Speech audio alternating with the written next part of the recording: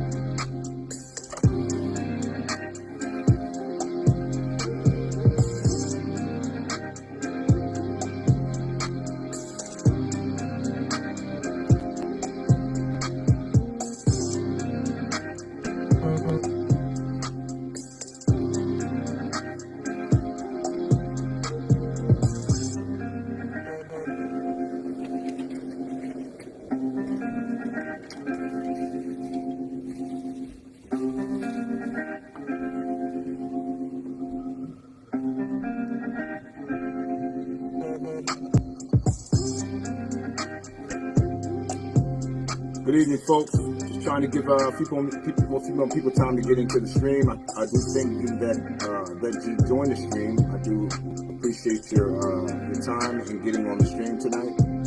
As always, I trust that you have all had a fantastic afternoon and now evening. I trust that everyone has had a great time or had some good days since the last time I was on the stream. Yesterday's YouTube stream, which was scheduled, I had to postpone it and reschedule, but I will be doing that same stream this Saturday at 9 o'clock, 9:30. I'll post the exact time of the restream. I hope that all of you that are members of Let's Talk About It support my channel on YouTube and help it grow. And as you come in, hit the subscribe button. And make sure you hit the bell notification so that you get informed of every time a live stream is posted. Okay? I have an interesting topic tonight. It's going to be a short stream tonight. I have a very, very busy day tomorrow. But I think it's important that I touched on this subject tonight because I believe it's a subject that is very complex as it relates to relationships. And as always, this channel is a man's channel, yet it is directed and focused at men getting the things that they say they want as it relates to you, and in turn helping you get the results that you say you want, the good outcomes that you say you want as it relates to yourselves in regards to relationships. That is what Let's Talk About It is about. That's what it's about on Facebook, and that is what it's about on YouTube as well. The message won't change. And what I'd really like to see is more ladies, as well as men, take more seriously the idea, the concept, the reality of a real meaningful relationship that in turn will get us both to the end of life. And you always hear me say that because that's really what it's about. It's not about hot boy summer, and it's certainly not about hot girl summer. Although we've had many of those, and those summers are getting lower, lesser and lesser as we age. As we age, we find ourselves seeing less summers, less winters, less springs, and less falls. And what we'd like to do, what we'd like to see, I would like to see, is that as we get into the sunset years of our life, that we find ourselves with someone that we can then in turn get to the end of life. That is what this is really all about. And I know some of the topics that are spoken for some of you ladies are triggering. I just want you to know that getting triggered is okay. But getting triggered and then getting angry, that's also okay.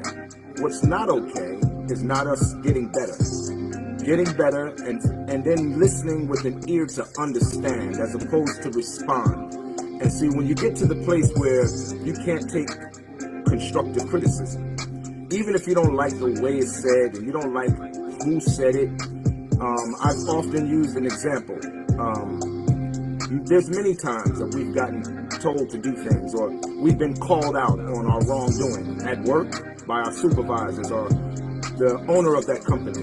And we may not have liked how they said it. And it's funny how in situations like that, many of us, many women, and black women in particular, we know how to moderate our behavior in those kind of situations. And we know how to give the respect that's due. And in turn, we tend to correct whatever that bad behavior was, or that infraction that we were told about or disciplined about, and we take it with stride.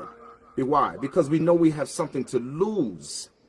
What is that thing that we know we have something to lose? If in fact our bad behavior and our lack of accountability for what we do at our places of work, what is the outcome? The outcome is we lose our job, right? So what keeps us in moderation? What keeps us in check, I should say?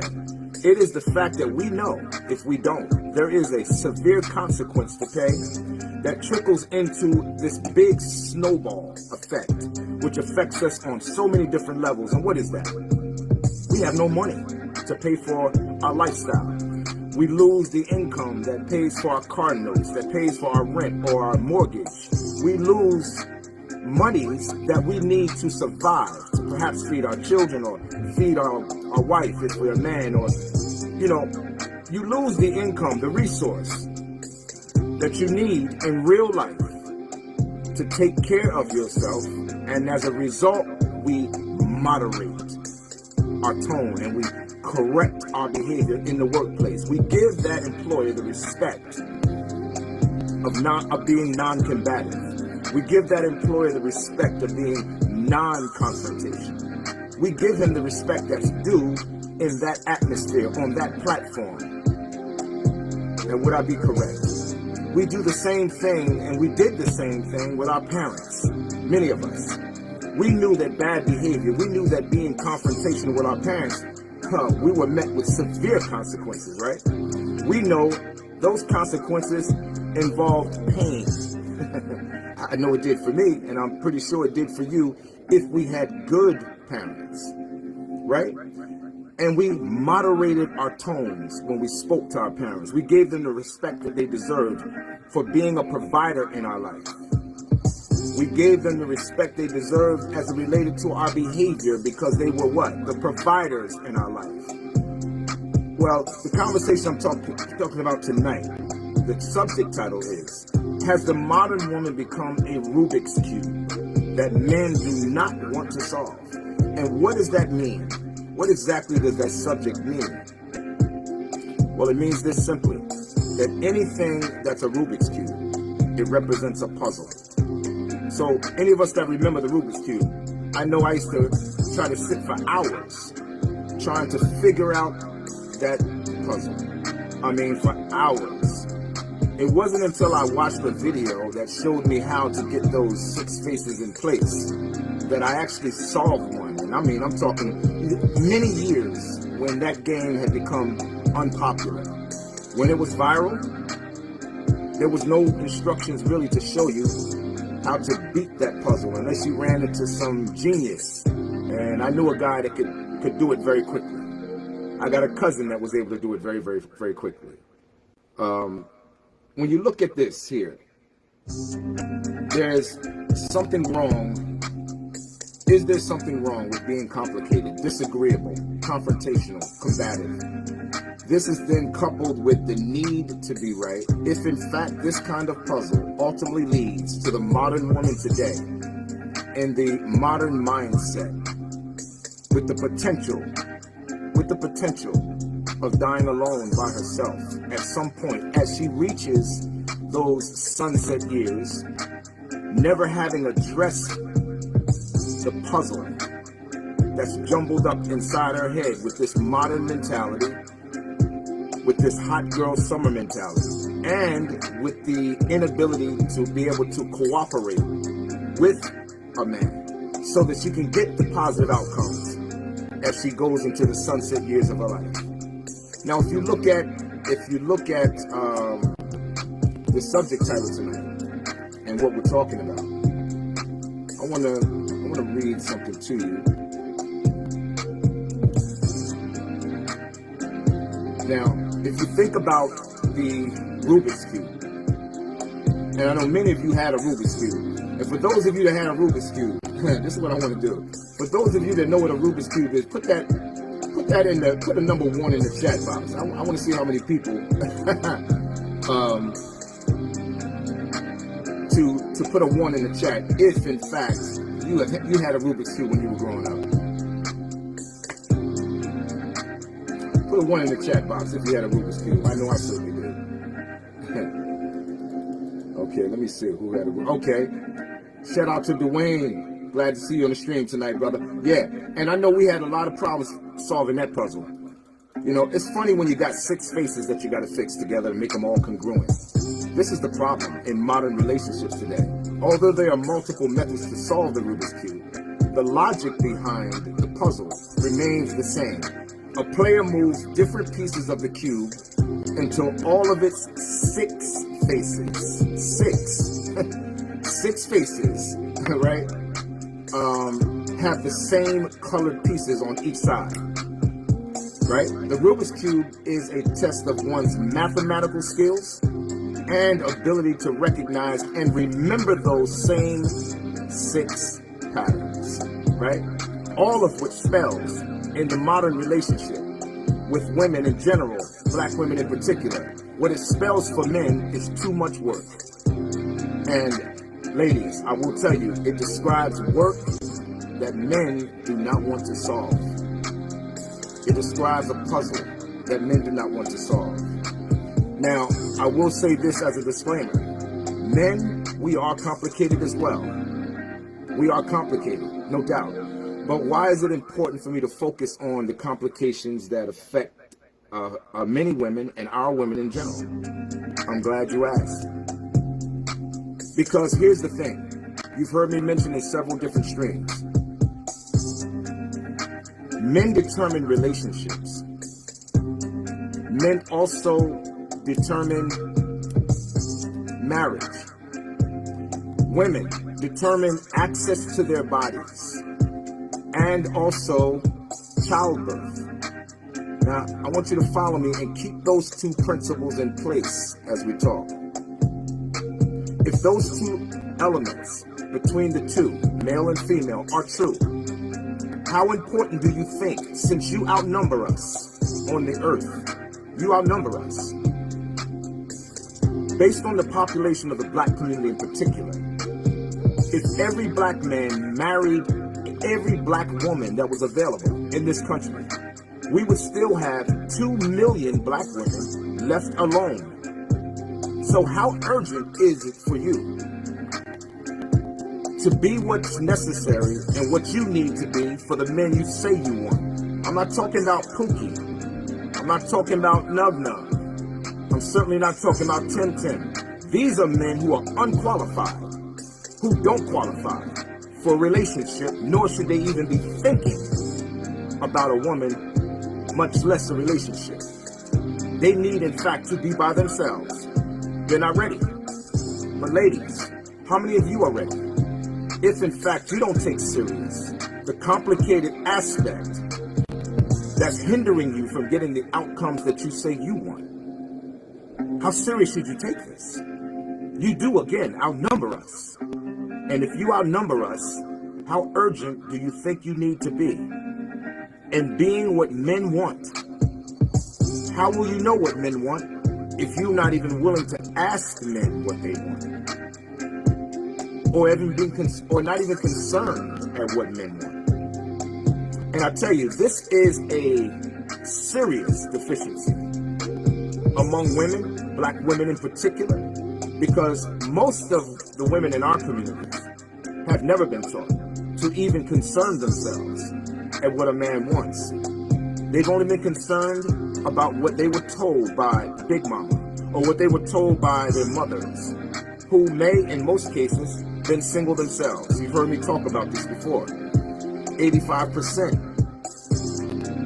85% of those even among in our community that get married, 85% of them, those marriages are dissolved. And they are dissolved by black women. Another 85% of those that are engaged, they're also called off by black women. So you have black women that are making choices for sometimes, in most cases, in a lot of cases, I will tell you, for the silliest reasons. For the silliest reasons. Reasons that don't warrant you putting yourself in jeopardy of dying alone.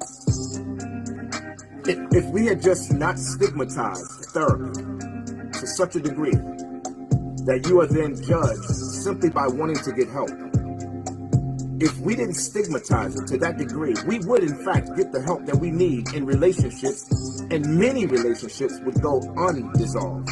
They would in fact make it. And they would get to tell their story in their 40th year of marriage, in their 50th year of marriage. But so many of us, it's dissolved within the first 3 to 5 years. And it's dissolved for what I'm going to discuss tonight.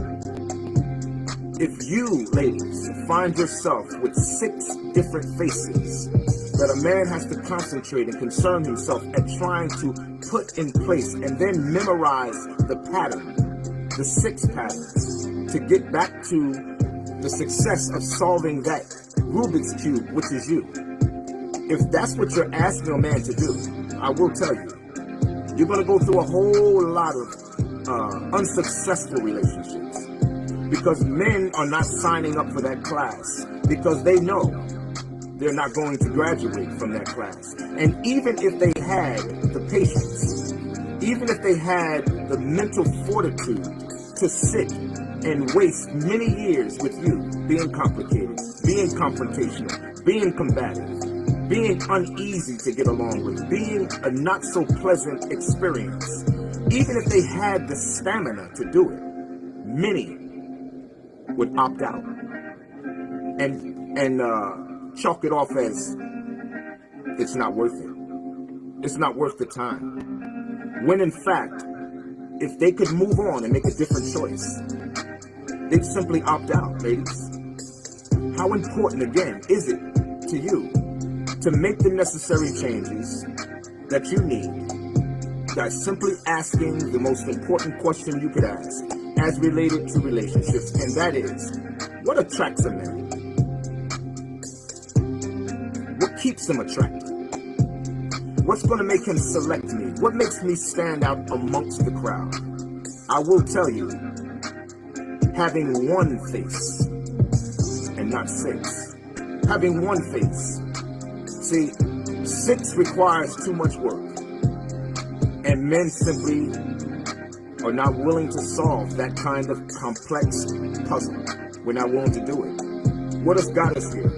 What has got us here? What has got you there, ladies? The introduction or the idea of independence has become the primary software in the mind of the modern woman. You've heard me say this. And that same software, like software in a computer, that same software has been corrupted. How has it been corrupted? It's been corrupted by television. It's been corrupted by media. It's been corrupted by the improper, unhealthy use of social media.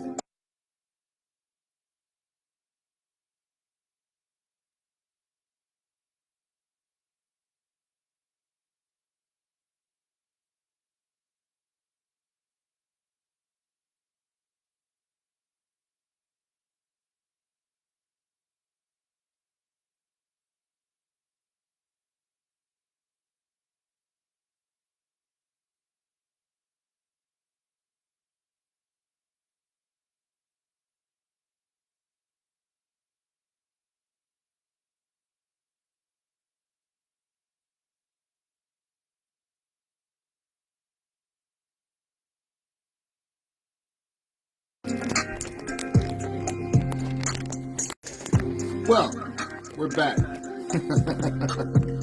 What have I always told you? We build it as we fly it. We build it as we fly it. You know? That's what it is. But as I was saying, thank you, folks, for holding on for that small technical issue. But again, we build it as we fly it. And what I was saying before that, this same virus that has gotten into the mind of in general, women, our women, black women in particular, has been corrupted. This virus has caused a corruption in the mind of the software. And I mean software like you're looking at software in a computer. Once the software gets corrupted, it creates all kinds of problems. In fact, it could even lead to the computer crashing. Well, this same virus that has been corrupted in the minds of men, women in general, black women in particular, your thought process has begun to crash. It's begun to crash. It's begun to crash. And the thing is, how do we know it's begun to crash? Because the stats, the facts, the data, the statistics, they all point to the reality of what's going on as it relates to you, ladies. 1 in 4 black women will marry in a lifetime because of this 6-faced puzzle that's been so complicated, so unpleasant as it relates to relationships. It's because of this 6-faced puzzle that men are supposed to sit and memorize the patterns. And then if they can't, they're shamed by saying they're not strong enough to deal with a strong woman like me. Is it really that you're strong? Or is it that you're a puzzle? Or that you're complicated?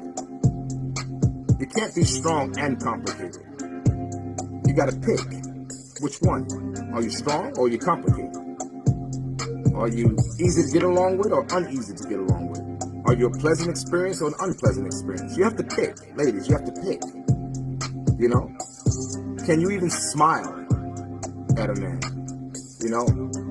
Can you even smile?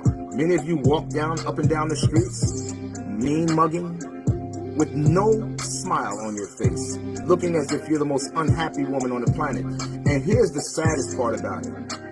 In a first world country, where you ladies are now the most educated than any woman in history. You're the most employed than any woman in history in this country. You make the most amount of money than any woman in this country, in history. With all of the privileges allowed in a first world country, it's amazing to me how black women, in particular, are the most unhappy women on the planet. Is it men's fault that you're unhappy? Or is it, in fact, the programming that's been corrupted, causing you to behave according to that corrupted program that's getting you the bad results and the bad outcomes as it relates to religion? I'm sorry, as it relates to relationships. Could that be it? Is that the issue? If it is, don't you want better outcomes? Ladies, don't you want better outcomes? I'm sure many of you do. I'm sure many of you do. Because I'll tell you something.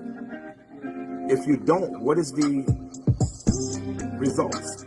If you think that what I say in my stream is incorrect, I'd like to ask you this. What idea do you have to combat what I say in my streams as it relates to relationships that can get you to better outcomes? If you have them, I'd like to hear it. I'd like to hear it. I haven't seen any better outcomes, but I have seen everything that I speak in my stream. I have seen that.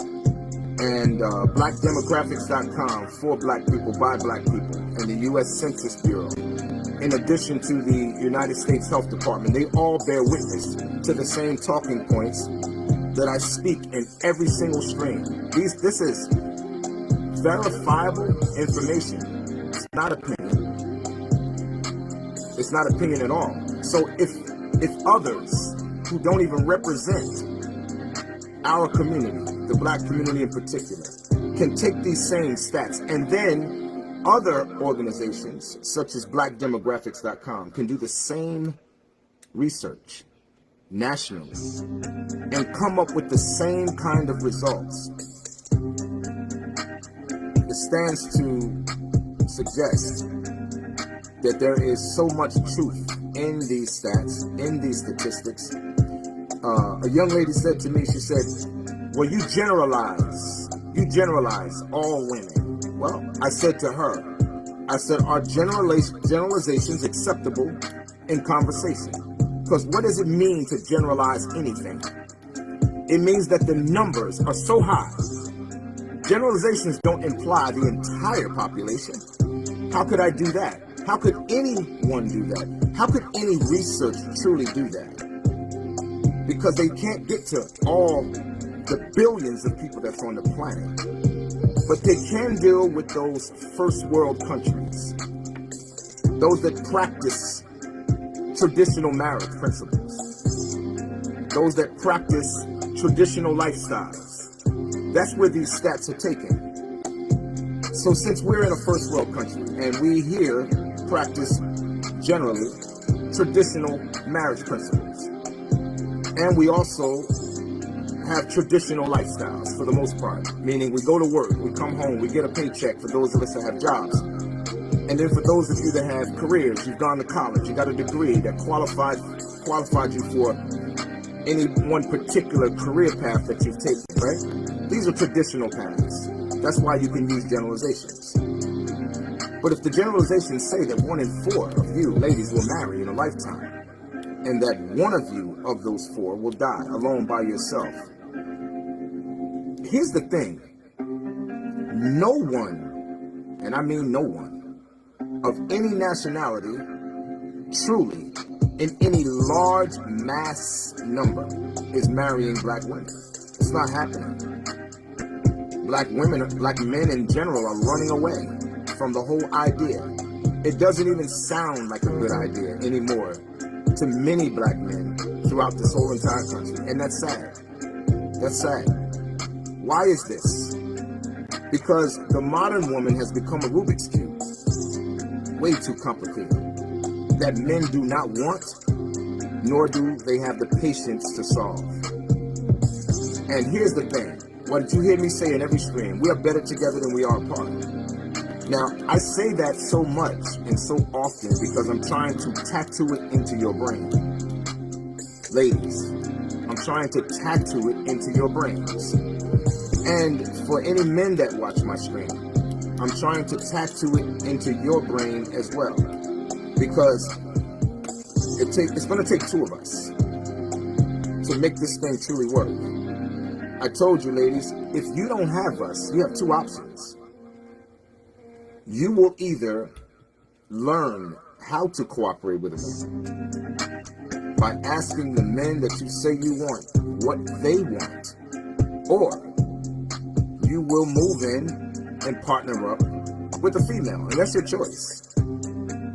And then you two will split the bills and split the utilities and sit on the couch on the weekends and watch movies and eat popcorn. But those are your 2 choices. Because you know why? I'm going to tell you why. 85% of the population of women, black women in particular, earn at its lowest point. And I'll keep saying this as well. For those of you that are a little younger, what I'm about to say next, you may not find it as important right now. Because I know you think you have time. And I'm going to tell you ladies that are at the age of 30, between 30 and 35, you don't have time. I will promise you that. You do not have time. Don't believe the hype. You don't have time. You don't. 35 is geriatric pregnancy.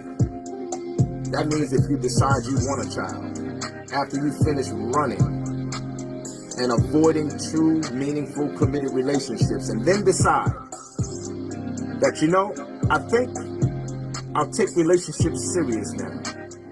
You already got yourself in danger. In terms of whether you want to have a child or not, you've already put yourself in danger. And you've certainly put yourself in danger of finding a real committed relationship. I'm not talking about the anecdote situations where women have been up in age and found themselves in relationships. Can that happen? Absolutely. Why roll the dice when you have time now to figure out the things you need to figure out as it relates to the men you say you want? Why not figure it out now? Why not make the necessary changes now? Why not get the therapy that's necessary now if you in fact need it? And I believe most of us in the black community, we absolutely need therapy. And that goes across both sides. So what was I about to say? As you age, the average black woman is 85%. At its low point, makes $27,000 a year. At its midpoint, $35,000 a year.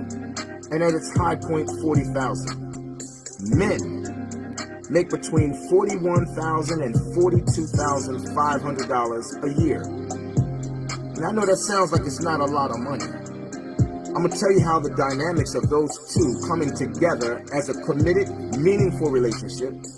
Now you're looking at two people that could potentially be making over $80,000 a year with two combined incomes. I will tell you this, going into the latter years of your life, into the sunset years of your life, you could make it into the sunset years of your life and survive. And survive. Now let me talk to some of you ladies who make much more than that. You will need to make $75,000 a year, upwards of $80,000 to $85,000 a year, just to survive by yourself. You will need the equivalent of two incomes to survive. Now I'm going to tell you how unrealistic that is. 9% of black women in this country make between $75,000 and $80,000 a year. 9%. That's not a lot. In fact, that's a very small amount when you talk about the entire population of black women that's in this country. That's not a lot. I wouldn't roll the dice on that. I wouldn't roll the dice on that. I know that many women, and black women in particular, that have gone to college, they never took the course curriculum that would give them the high incomes. What usually happens, they take courses in social work or what's called humanities. And that's why the highest employer in this country amongst black women is retail. Women in general, black women in particular. It's retail and the federal government. These are not careers, these are jobs. Many women that have jobs call them careers, and they're not. A career is a doctor. A career is a lawyer.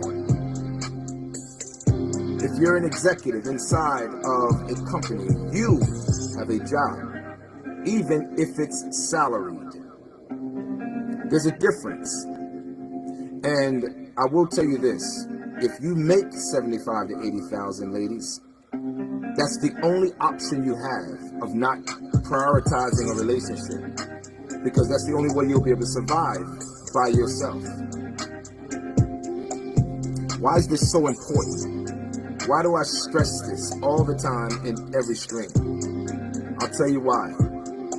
I mentioned in several streams back, as a recap, all over the country, New York, even areas of New Jersey, big cities like Newark, Jersey City, Elizabeth, New Jersey, for those of you that know the cities in New Jersey that are on this stream, California, Detroit, God knows all over Detroit.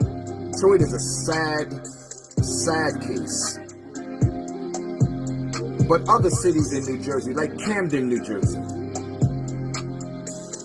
Houston, Texas, Dallas, all over New York, Chicago. And there are so many other cities that have what's called tent farms. Many of you, I'm sure, in your respective cities, you've seen more homeless women on the street than you've ever seen in your life, perhaps. Many of you, like me, we're accustomed to seeing who on the street homeless? Men, right? Because men have always, in many cases, we've died alone. We've lived on the street. We've eaten from hand-me-downs on the street or begging on the street for those of us that make the right decisions with our life. But I'll tell you something, men, for the most part, we know there's nobody coming to save us. All men inherently know that if we don't make it happen, there is no one coming to save us. We, in fact, will die on the street. We, in fact, will starve. We, in fact, will be homeless, living under some bridge or on the railroad tracks above some bridge overpass. We know this. We know this is our reality because we know even in that condition there is no one coming to save us. But ladies, the most vulnerable woman on the planet is a woman that's left alone outside of a relationship to fend for herself, to protect herself against being harmed as it relates to danger. That's the most vulnerable woman on the planet. That is the most vulnerable woman on the planet. And many of you ladies, because of your careers, I'm just trying to level set you, because of your careers, because of your income, because of your college degree, because today you can live better than most. And this is for those of you that are $75,000 and above, you know, the PhDs or the lawyers. And because of this lifestyle that you have acquired, and I congratulate you for your efforts in getting to that place, but understand that oftentimes good things come to an end. What will you do in the event your income stops tomorrow? What will you do in the event your law firm closes down? I know many of you saying, you know, I'll go to a new law firm. Well, for you, ladies, that make that kind of income, I will tell you this much. You have more options than 85% of the population that share your reflection. 85%. That's a lot. That's less than 20%. That's left with no options. So, 85% of our community that share one income, that have one income, 27,000, 35,000, and 40,000 at its high point.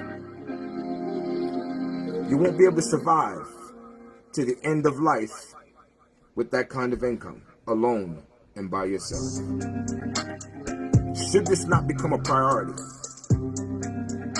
to take relationships serious for the men that you say you want, should this not be a priority, it will in fact take two incomes to get to the end of life. But how can you get there? How can you eliminate the hopeless reality of leaving this planet by yourself, unprotected, uncovered, with the presence of a man in your life and meaningful relationship? How can you secure that future from not becoming that if you're going to remain combative, if you're going to remain confrontational, if you're going to remain unfit, unfriendly, uneasy to get along with, and a bad experience? When are you going to remove those traits that reflect a virus in the software that's inhibiting you from getting the outcomes that you say you want? How are you going to remove that? How are you going to combat that? Has the modern woman become a Rubik's Cube that men do not want to solve? Because in the current state, ladies, as I've always said, you're losing. You're losing. You're losing. And for those of you that don't care, okay, that's your choice. I support you. And like I've always said, there's not a man alive that will fight you against your deliberate choice. There is no man that will fight that. But I don't truly think that's what you want. I think many of you just gotten discouraged and have a sense of hopelessness as it relates to healthy, meaningful relationships because of so many bad decisions and bad choices, where you gave of yourself to the wrong person and the outcomes were not so favorable. And as a result, you've gotten bitter. You've allowed your software to get corrupted.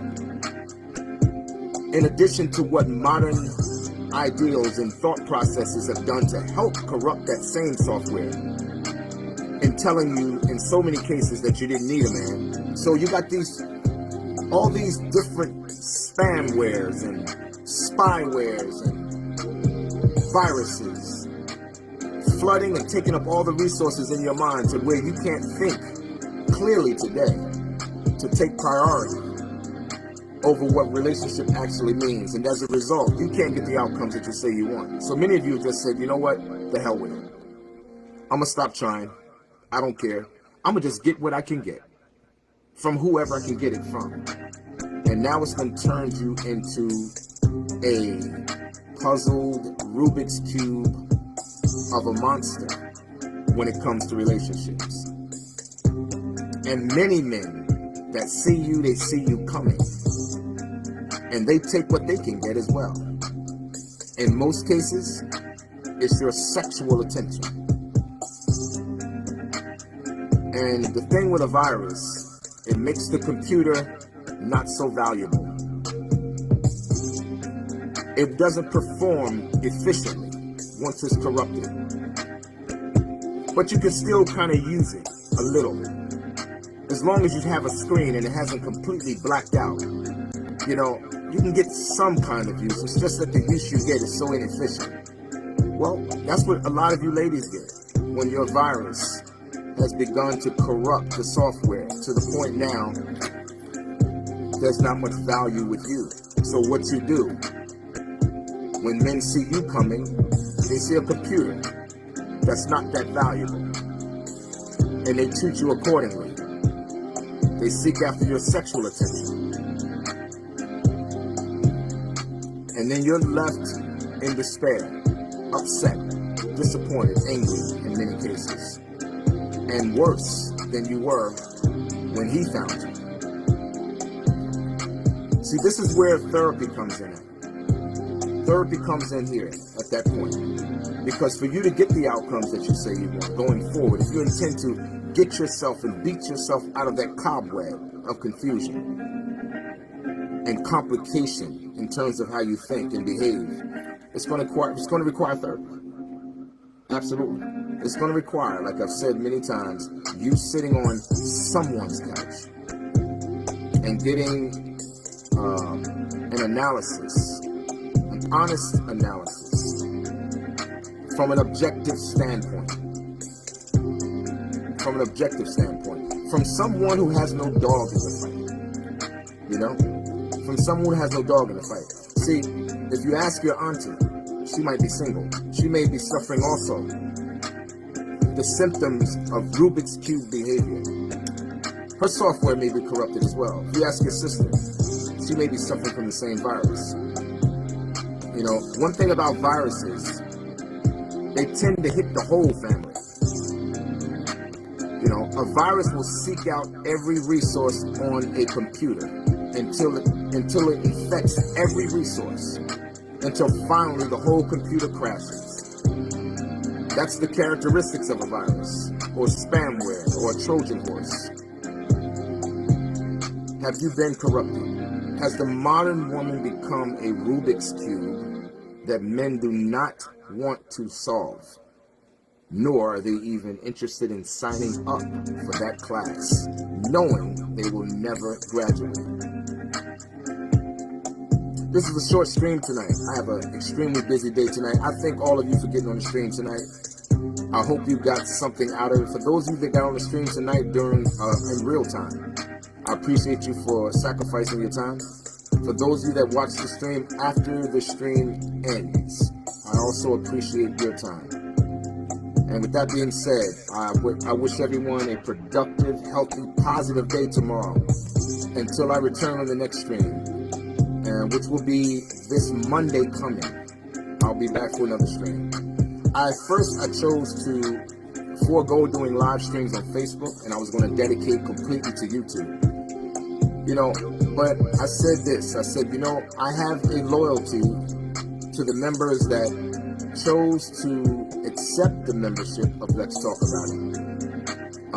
Even though many of you accepted the membership, and I thank you, why you don't support a stream that you're a member of, I really don't understand. That is the Rubik's Cube of the mindset.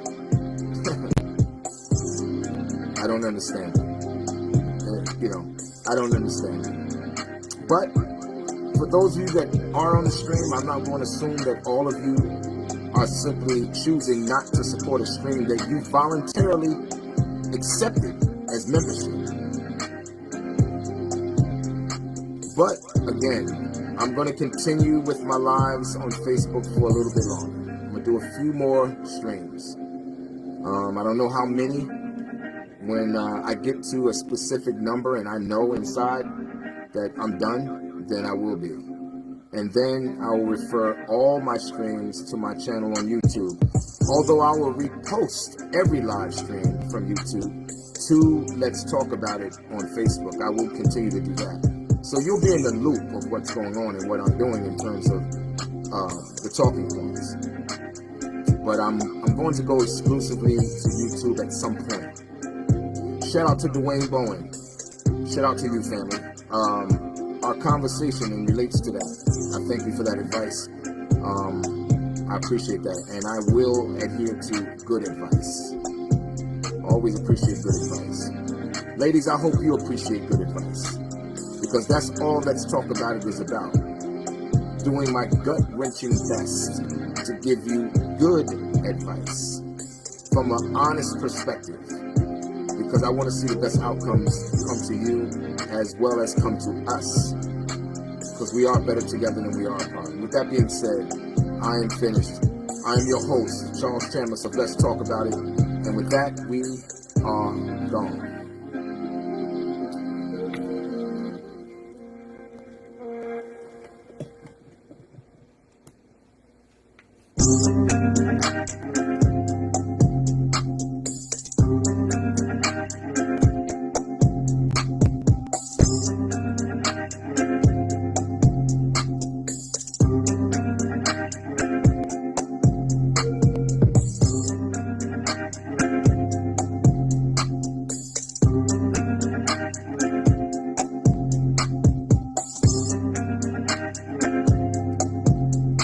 Have a good night, folks.